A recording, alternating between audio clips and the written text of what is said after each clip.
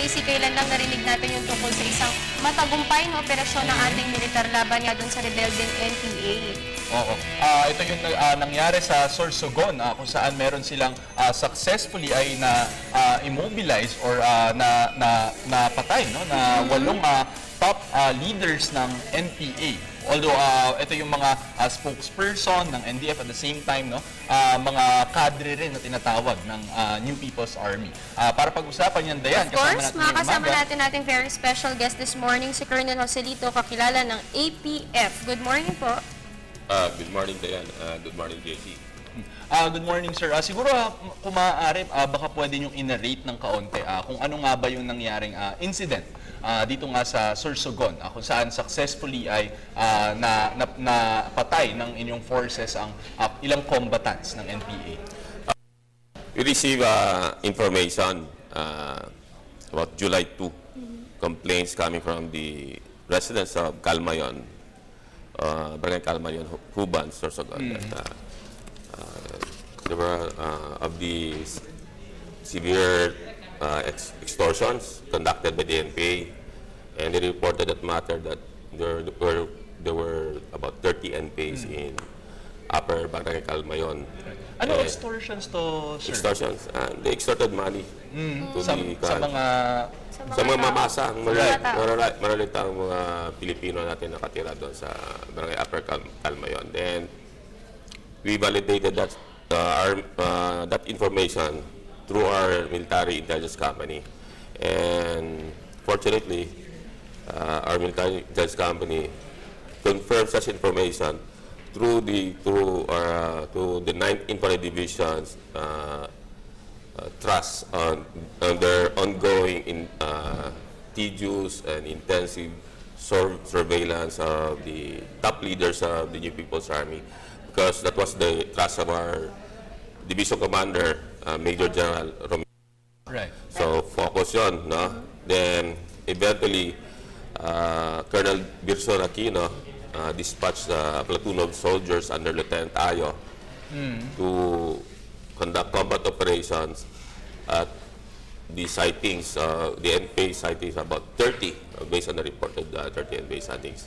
And because of the skills and competence of our soldiers, they were able to penetrate the gaps of the security elements of the New People's Army. You know? And they crawled, they were inside the main headquarters, no?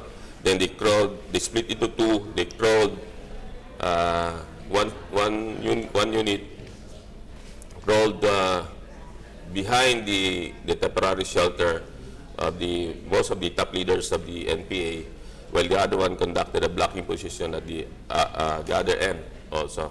So when Lieutenant Ayo was already about 5 meters away from the temporary shelter, right.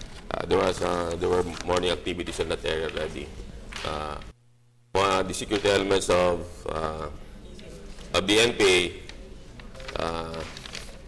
saw the troops, and they fired to the troops. They fired their guns to the troops. Then our troops counter-fired, and eventually, after conducting the counter-fire, we were able to the NPA split into several areas. Then they transferred. They maneuvered towards some maneuvered towards huge rocks on that area. There were huge rocks in the area. Right. To seek cover, while the other one moved upwards, and eventually provided fire and covering fire to those NPA combatants in those rocks. So, however, if you can see the nasa pictures natin. Pictures, ito yung bato nga. Ito yung bato. Kung the top leaders of the NPA, about 6 of them sought cover. Diyan sa bato nagtago. Because they wanted to make a counter-attack towards against our forces under Lieutenant Ayo, who was behind that house. Right. Ito yung temporary camp nila. Temporary camp dun sa klan. So, however, if you go back to the big rocks, the other side of yung may malaking bato doon, di ba, kanina? Kita mo? Yes, ito. Yung malaking ito, bato Colonel. dyan, as across that one, sa may higher ground dyan, andun yung blocking force namin that provided field of fire and support to the platoon, to the section, no, under Lieutenant Ayo. So you can see the sketch there. This is the sketch.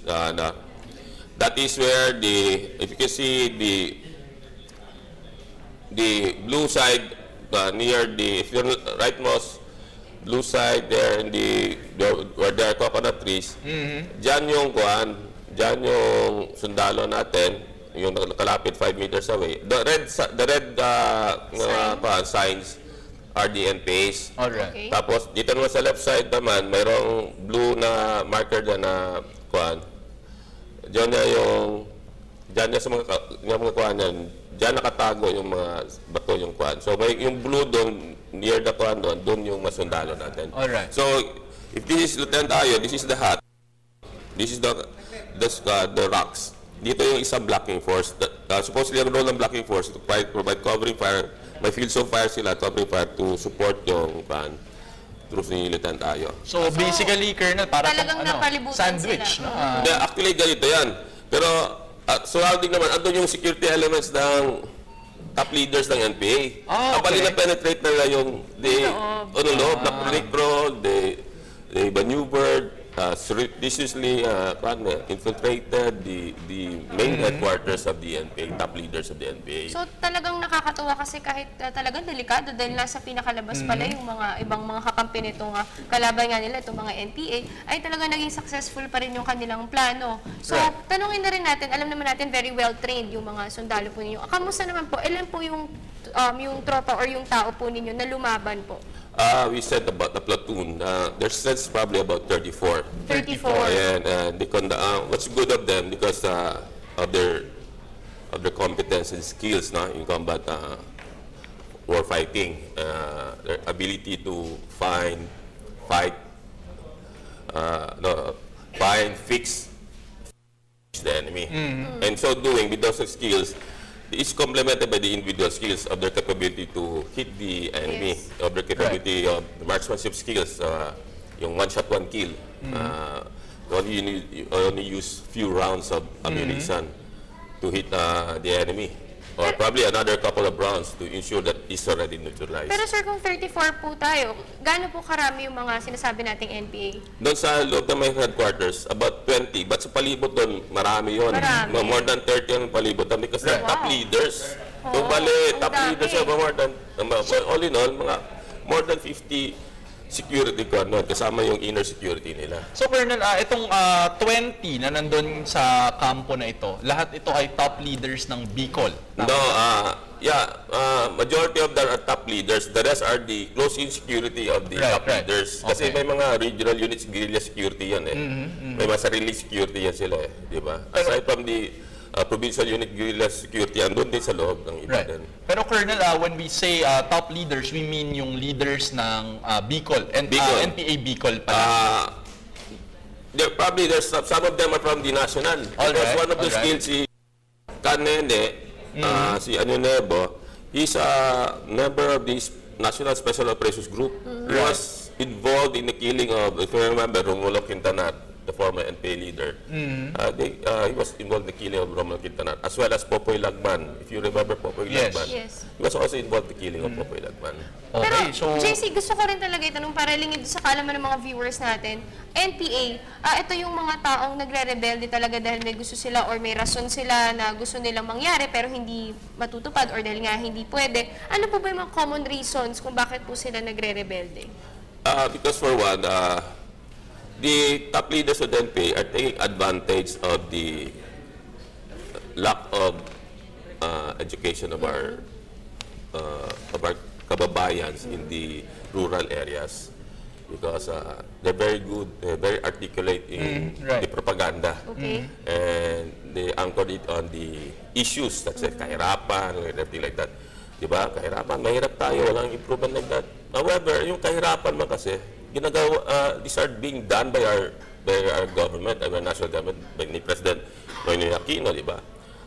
Ginawa to improve the quality the quality of lives of the Filipino people. Such as ngayon, meron tayong conditional cash transfer, di ba? As well as meron na tayong universal healthcare yata. Ma-implement na yan. Where Mga every benefits. Filipino magkaroon na yata ng medical insurance or health insurance na they can go to government hospitals para hindi na sila ma-deny na makuhan. Diba? Kasi selective ngayon ng PhilHealth yata eh. Hindi lahat ng Pilipino makuhan, diba? Hindi pa 100%. So, Pero, yes. these things, because of these things nga, that's why sa kuha namin, to address this concern, para hindi na ma-recruit yung mga mahirap nating kababayan doon sa rural areas. Ang ginagawa namin, we have our chief of staff, when he was J3, he orchestrated, yung brainchild niya yung Internal Peace and Security Plan Bayanihan. This is a holistic approach to address insurgency. No? And there are two imperatives. One is the whole of nation approach and people-centered approach. Yung people-centered approach is anchored on the human security dimension. According to UN Secretary Kofi Annan, ng human security is freedom from want, freedom from fear, freedom from opportunity.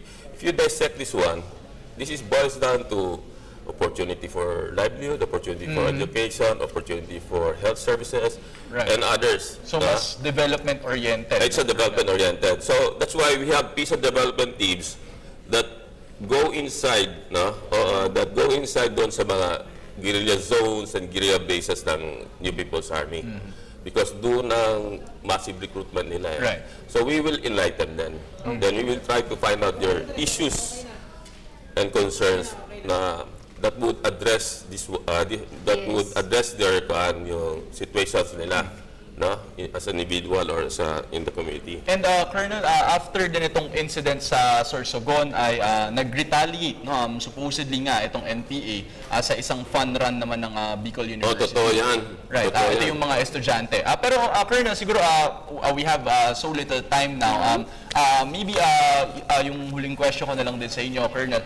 Recently kasi mukhang medyo nag-fail yung peace process, no, or yung negotiations between the government and the CPP, NPA, and DF. Ito bang do we expect from this mukhang failure, no? Do we expect that the combat will worsen, or yung guerrilla warfare natin will worsen? No, I think to me may threat sila na they will conduct offensive. Actually, despite that, kung kahit na wala na yung hindi pa nangyari ng insidente, they intended to conduct tactical offensive against our forces. So, to us, the best defense is relentless combat offensive operations or swarming combat offensive operations to initially to destroy them, di ba? To thwart their plans. Kaya nangyari ito na napuruan namin sila wherein we got their top leaders. Tsaka yung it's very simple naman sa sa IPSP Bayanihan eh. There are three distinct effect ng gusto namin sa IPSP Bayanihan, no? Una, sa MILF magkaroon ng political negotiated settlement na-achieve din yan because it was signed that GPH and the MILF panel have signed already the roadmap, no, for the road for peace to Mindanao sa MILF. Second, sa NPA naman lang, ang is peace talks negotiations lang. Yun lang talagang objective to, ni Sergeant na magkaroon na ng peace talks negotiation with the NPA, CPP, NPA, pero ayaw nila. For the ASG, defeat talaga, we don't negotiate with terrorists. Kaya yung ginawang paraan na yun, that we will try to push hard against the NPA armed group para makuha nito. They will be forced to sit down and talk peace with our government. Alam niyo naman dito sa pera-pera lang itong movement ng NPA. Because yung commander ng NPA doon sa Sorsogon, si Andres Subilla, is the top leader. Andres Subilla, commander Camagno, owns 10 million property in Barangay Santa Cruz, Kasiguran. The property has been there for so long. Ibig sabihin, kung si Andres Subilla, Camagno has a huge property, gano'n 10 million. How much more? Gayon din gano'n, sa regional, sa national committee. Kasi, di ba? Kasi they live with the quota eh. Kaka, alias di naman alam, pero they have properties. Probably they have properties in exclusive subdivisions ito sa Metro Manila or Cebu, or probably they're children to school in exclusive schools, di ba? Right. So, ang kawawa nito ang you will call it pulang madirigma. Kasi buhay nila, pawis at dugo ang sinasakripisyo nila.